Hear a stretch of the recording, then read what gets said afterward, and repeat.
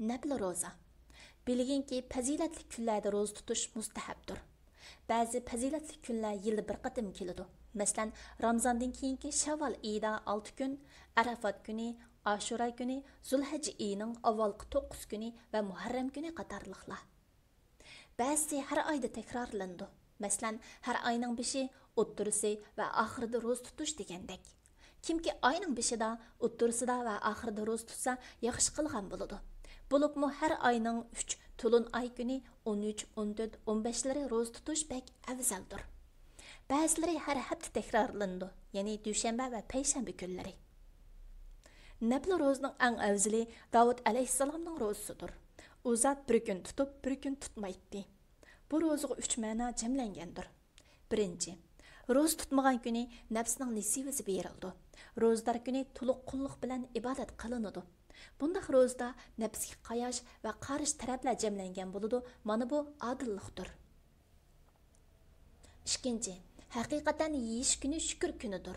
Roz kuni sabr kunidir. İmanning ikki yerimi shukr va sabrdir. Uchinchi, bundaq roza nafsga qarish jihatning eng qiyinidir. Chunki nafs bir narsani endi untay deb turganda o holatdan boshqa holatga yetkazadi. Yil bo'yi roza tutishga kelsak, Imom Muslim Abu Qatada radhiyallohu anhudan rivoyat qiladi-ki, Umar radhiyallohu anhu Nabiy sallallohu alayhi va sallamdan yil bo'yi roza tutgan kishining holi nimadir deb so'ragan edi. U zot javoban: roza tutganmi, tutmaganmi hisoblanmaydi. Yoki rozami tutmagan, ig'izmi ochmagan bo'ladi dedi. Bu hadisda roza tutish cheklangan kunlardami arqim-arqa roza tutish ko'zda tutiladi.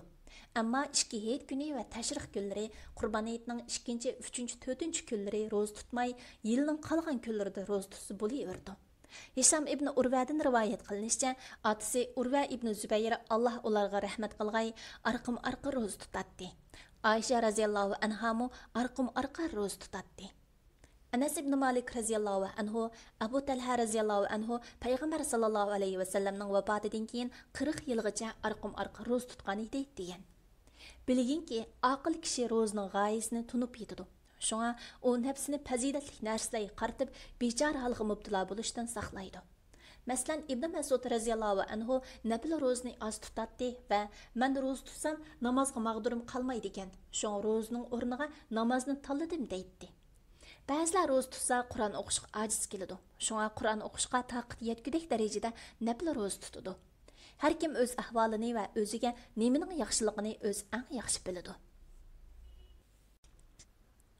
Muxtasar Minhajul Qasidin, İmam İbn Qudama al-Maqdisi. Pilalg'uchi Doktor Abdulaziz Rahmatullah. Tarjim qilg'uchi Abdullah Abdulmajid. Nashr qilg'uchi Sajiya Islom Tadqiqot Markazi. Muharriri Doktor Abdulaziz Rahmatullah A9 Og'uz. Korrektor Abduvali Abliz Muhammad Barat. Layihalaguchi A. Aqhun. 2024 yili 1-nashri 1-qatim basilishi. İstanbul. Nashr huquqi Sajiya Islom Tadqiqot Markaziga tava. Har qanday o'rin yoki shaxsning xohlagancha ko'paytib tarqitishiga ruxsat qilinmaydi.